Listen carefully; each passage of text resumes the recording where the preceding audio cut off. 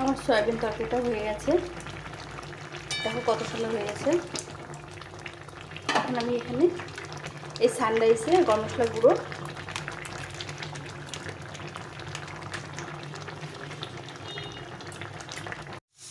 Hello বন্ধুরা, তোমরা কেমন আছো? আশা করছি ভালো আছো।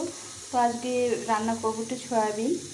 এটাকে ভালো করে সেদ্ধ করে নিয়েছি, একটু নুন জল দিয়ে সেদ্ধ করে ঠান্ডা জলে দিয়ে চিপে নিয়েছি।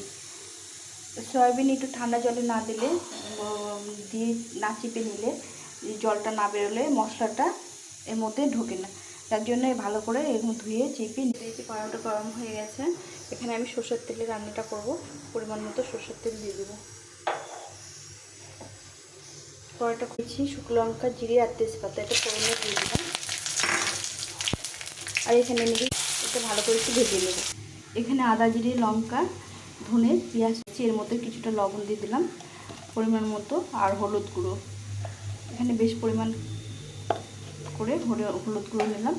আর এখানে নিয়ে নেব আমি কিছুটা আদা রসুন, আর এখানে টমেটো পেস্ট করে রেখেছিলাম, এখানে 1 চামচ নিয়ে নেব। ভেজে নেব মশলাটাকে। এই মশলাটাকে, এই পেঁয়াজটা ভাজা হয়ে গেছে।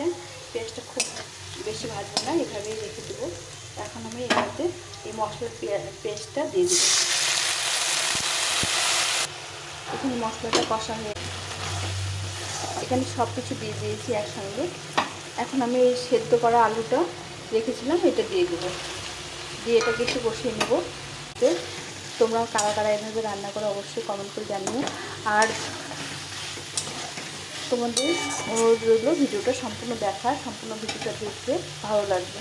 এখন আমি এই সয়াবিনটা দিয়ে দেবো এর মধ্যে, দিয়ে দুটো মিলে একসঙ্গে কষিয়ে নেব। সয়াবিন আলুটা কষানো হয়ে গেছে। এখন আমি দিয়ে দেবো টমেটোটা। এখানে একটা ছোটো টমেটো নিয়েছি, টমেটো কষানো হয়ে গেছে। এখন জল দিয়ে দেবো একদম। তো জলটাকে আমি ফুটিয়ে রেখেছিলাম, এই জলটা দিয়ে দেবো।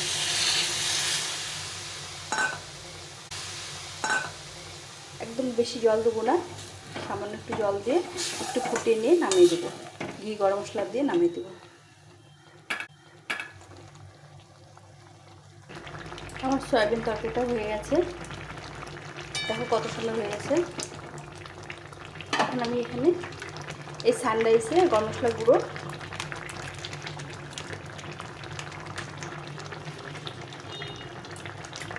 আর একটু ঘি দিয়ে নামিয়ে দেবো। এটা হয়ে গেছে, বন্ধ করে দেবো।